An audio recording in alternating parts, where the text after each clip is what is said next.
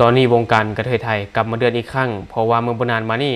มีกระเทยลาวคนหนึ่งได้โพสต์ซ้ำเติมกับกระเทยไทยที่ถูกคนจีนฆ่าและกาควักเอาใจเอาปอดออกไปเนาะอันนี้ถือว่าเป็นข่าวใหญ่เป็นข่าวที่เศร้าสลดใจ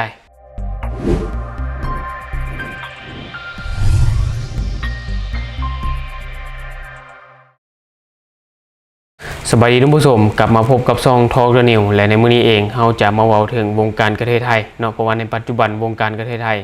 กลับมาเดือดอีกครั้งเพราะว่าในปัจจุบันมีกระเทยลาวคนหนึ่งเนาะได้กระทำโดยขาดความคิดซึ่งเหตุการณ์มันก็สืบเนื่องมาจากมีกระเทยไทยคนหนึ่งถูกฆ่าอยู่ประเทศไทยเนาะที่ว่าเป็นข่าวโด่งดังก็คือมี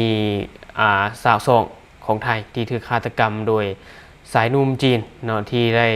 ควักปอดและก็หัวใจออกไปและข่าวนี้เนาะก็กลายเป็นข่าวที่สะเทือนขวัญและก็ทั้งในไทยและก็ในลาวซึ่งท่ามกลางความเสียใจของครอบครัวผู้เสียชีวิตและคนในสังคมเนาะแต่ว่าก็มีกระเทยลาวคนหนึ่งเนาะที่แหกโค้งทางความคิดเนาะก็คือว่าแสดงออกโดยพฤติกรรมที่บ่เหมาะสมต่อสถานการณ์ที่มันเกิดขึ้นเนาะต่อสถานการณ์ที่มันเกิดขึ้นในปัจจุบันที่ว่ามีชาวจีนฆาตกรรมชาวสองนะอยู่ไทยนะเนาะก็คือที่ทุกคนกำลังร่วมไว้อะไรที่ชาวสองถูกฆ่าอย่างโหดเหี้ยมแต่เนื้อในโพสต์ที่กระเทยลาวคนนั้นได้เขียนเอาไว้ก็คือว่าจุดจบของกระเทยแอปนี่55โดนควักหัวใจเอาปอดมาต้มกินเป็นไงล่ะชอบแอปนี้กันจังและจากโพสต์ดังกล่าวเนาะที่ว่ากระเทยลาวคนนี้ได้โพสต์ออกไป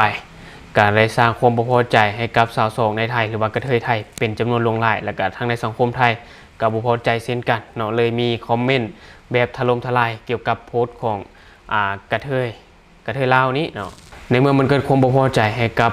สังคมไทยและก็กลุ่มสาวสองในไทยนะแทนที่สาวลาวหรือว่ากระเทยลาวคนนี้จะออกมาขอโทษหรือว่ายอมรับผิดกับการที่ตัวเองได้เว้าไปแต่มันบ่เป็นจังซั่นเลยเนาะก็คือในเวลาต่อมากระเทยลาวคนนี้ก็ได้โพสต์อีกเนาะโพสต์ว่าใครแอปนี้ก็โดนคำที่กูด่าไปนะคะเพราะกูเตือนละไม่ฟังจำไว้นะลูกถ้าแอปไปก็ต้องเอาตัวเองให้รอดต้องเก่งจริงนะดีแต่กูไม่เคยแอปนี้ขายคอเฉพาะ58ยาว9นิ้วกระเทยตัวไหนเงี้ยนบอกได้เดี๋ยวเสียบให้เนาะอันนี้ก็คือโพสต์ที่ได้โพสต์ออกมาล่าสุดเนาะความหมายก็คือกระเทยลาวคนนี้บ่ได้รู้สึกสะทกสะเทือนแม้แต่อย่างใดเนาะก็คือแบบบ่ได้ย้านกลัวแต่อย่างใดแล้วก็บ่ได้สำนึกผิดเกี่ยวกับคำเว้าของตัวเองที่ได้เว้าออกไปก็คือแบบบ่ได้คิดเลยว่าสิ่งที่ตัวเองเว้าออกไปมันถูกหรือผิดมันเหมาะสมหรือบ่เนาะแบบนี้แหละเลยเฮ็ดให้สังคมไทยบ่พอใจเป็นอย่างยิ่งเนาะเพราะว่ามันก็ถือว่าเป็นการซ้ำเติมผู้เสียชีวิตเนาะอันนี้ซึ่งเฮ็ดให้สังคมรับบ่ได้โดยเฉพาะกลุ่มสาวสองนำกันเนาะเฮ็ดอันนี้ถือว่าเป็นเรื่องที่บ่เหมาะสมปานใดเนาะอันนี้สำหรับตัวเฮาเบิ่งก็เป็นแบบนั้นซึ่งจากโพสต์ล่าสุดเนาะยิ่งสร้างความบ่พอใจให้กลุ่มสาวสองอย่าว่าแต่กลุ่มสาวสองเลยเนาะเพราะว่าสังคมไทยเองก็น่าจะบ่พอใจคือกันเนาะบ่ว่าแต่สังคมไทยดอกคนลาวเองก็บ่ได้ส่งเสริมเนาะสิ่งที่มันบ่เหมาะสมมันบ่ถูกต้องเนาะบ่มีไผสนับสนุนและตอนนี้เนาะในปัจจุบันกระเทยไทยก็ได้รวมตัวกันตามหากระเทยลาวคนดังกล่าวที่เป็นเจ้าของโพสต์นะเนาะคาดว่ากระเทยลาวคนดังกล่าวนี้ยังอาศัยทำมาหากินอยู่เมืองพัทยาประเทศไทยเนาะอันนี้ก็ถือว่ายังตามหากันอยู่ซึ่งเรื่องนี้เนาะกระเทยไทยบ่ยอมแน่นอนเพราะว่ามันเป็นว่าจะได้ว่าเนาะเป็นการซ้ำเติมผู้เสียชีวิตนะเฮ็ดให้สังคมไทยบ่พอใจเป็นอย่างยิ่งและกระเทยไทยเนาะกลุ่มกระเทยก็พยายามทวงความยุติธรรมให้กับคนที่เสียชีวิตไปแล้วเนาะอันนี้ก็ถือว่าติดตามข่าวไปนำกันและในปัจจุบันเนาะกระเทยลาวคนนี้เนาะก็ยังบ่ฮู้ว่าไปหลบซ่อนอยู่ไสซึ่งกระเทยไทยก็พยายามตามหาเนาะพยายามแบบ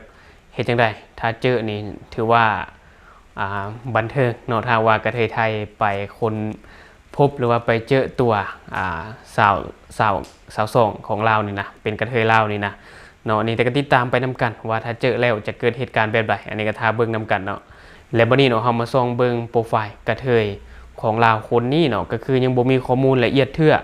มีแต่บอกว่าตอนอยู่ลาวเป็นเซียนไก่ตีเนาะเป็นเซียนไก่ตีแบบแม่นๆแต่พอไปอยู่ไทยกลายเป็นสาวสองแบบเต็มโตและอาชีพที่กระเทยลาวคนนี้เนาะได้เฮ็ดอยู่พัทยาก็แน่นอนแหละอาจจะเป็นการ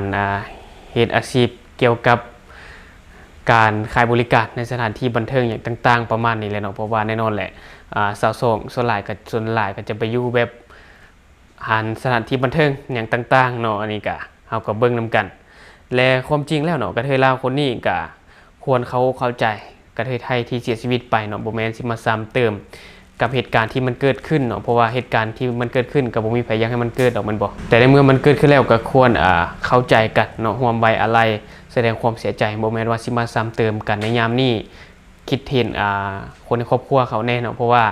การสูญเสียบ่มีไผอยากสูญเสียไปดอกในเมื่อมันสูญเสียไปแล้วก็มีแต่ต้องยอมรับความจริงสำหรับเฮาเองก็บ่ต้องไปซ้ำเติมเขาเพราะว่าเป็นกระเทยคือกันก็ต้องจะเข้าอกเข้าใจกันแม่นบ่ในเรื่องนี้เนาะสังคมลาวเองก็กำลังประนามอยู่เช่นกันเนาะแน่นอนแหละสังคมลาวก็บ่ส่งเสริมสิ่งที่มันบ่ถูกต้องกับสิ่งที่มันบ่เหมาะสมเนาะเพราะว่าการที่กระเทยลาวเฮ็ดแบบนี้ไปแน่นอนมันก็บ่เหมาะสมเนาะแทนที่จะออกมาขอโทษคนตายออกมาขอโทษสังคมเนาะออกมาขอโทษครอบครัวผู้เสียชีวิตอย่างต่างๆเนาะแทนที่จะเฮ็ดแบบนี้แต่กลับบ่ได้ออกมาขอโทษหยังเลยคือก็แบบว่าตัวเองบ่รู้สึกผิดหยังจักอย่างเลยนะเฮ็ดไปเรื่อยๆแบบนี้นะยิ่งเฮ็ดให้กระเทยไทยบ่พอใจเป็นอย่างยิ่งเนาะแทนที่จะออกมาขอโทษหรือว่ารับผิดชอบคำเว้าของตัวเองเนาะคือในช่วงที่ผ่านมาคันเว้าถึงแรงงานลาวเนาะอันนี้เฮาขอเท้าความนิดนึงก็คือจะมีคนลาวสาวลาวคนนึงเนาะที่ได้โพสต์คลิปด่าคนไทยว่าเป็นขอทานนะแต่ว่าตอนที่เราเว้าเราขาดสติมันบ่หลังจากที่เรามีสติกลับขึ้นมาเรามาคิดทบทวนมื้อแล้วเราก็ยังออกมาขอโทษ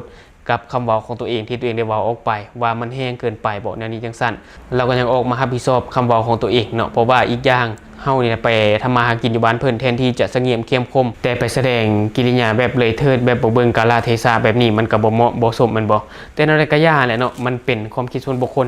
ไปเฮ็ดไปแล้วก็ต้องยอมรับการกระทำของตัวเองยอมรับคำเว้าของตัวเองแน่นอนแหละมันมีผลตามมาอยู่แล้วเฮาก็ติดตามไปนํกันว่ามันจะเป็นจังไดและบัดนี้เนาะเฮาอยากฝากเตือนแรงงานลาวที่ไปเฮ็ดเวียกอยู่ประเทศไทยเนาะจงเตือนสติตัวเองเสมอว่าเฮามาหาเงินเฮามาทำมาหากินเนาะจงเตือนสติตัวเองไว้แบบนี้เฮาบ่ควรเฮ็ดสิ่งที่มันจะกระทบต่อการใช้ชีวิตของเฮาและกระทบต่อหน้าเวียกของเฮาเนาะและต่อมาก็ศึกษากฎระเบียบของเขาเจ้าเคารพกฎระเบียบของเขาเจ้าเพราะว่ากฎระเบียบของแต่ละประเทศมันบ่คือกันเฮาก็ต้องศึกษาเอาไว้บ่เฮ็ดสิ่งที่ผิดกฎหมายและก็ศึกษาอาชีพสงวนของไทยให้ดีเนาะอย่าไปเฮ็ดอาชีพที่ห่วงห้ามนะเป็นอาชีพที่คนไทยห่วงห้ามไว้ให้คนไทยเฮ็ดศึกษาให้ดีก่อนที่จะเฮ็ดหยังลงไปเนาะคิดแล้วก็ทบทวนให้ละเอียดก่อนเพราะว่าถ้าว่ามันเกิดขึ้นแล้วแน่นอนมันได้ทำผลกระทบที่ตามมาอย่างแน่นอนเนาะอันนี้ก็ฝากไว้ได้และทั้งหมดก็คือสิ่งที่เราอยากจะนำเสนอในมื้อนี้เนาะและข่าวกระเทยลาวคนนี้ถ้าว่ามีหยังคืบหน้าเดี๋ยวเราจะเก็บเอามาฝากท่านผู้ชมอีกเช่นเคยเนาะและทั้งหมดก็คือสิ่งที่เราอยากจะนำเสนอในมื้อนี้และสำหรับท่านใดที่เบิ่งคลิปของเราแล้วรู้สึกว่าคลิปของเรามีสาระหรือว่ามีประโยชน์ก็อย่าลืมกดติดตามช่องเพื่อเป็นกำลังใจให้เราได้ผลิตคลิปดีๆแบบนี้ออกมาเรื่อยๆหรือสำหรับท่านใดที่มีความคิดความเห็นอยากตำหนิติเตียนหรือว่าอยากฝากข้อมูลก็สามารถฝากไว้ได้ภายใต้คอมเมนต์ของเราแล้วเราจะเข้าไปอ่านแล้วก็ตอบแลกเปลี่ยนประสบการณ์นำกันอย่าลืมกดติดตามช่องเพื่อเป็นกำลังใจให้กันเด้อขอขอบใจ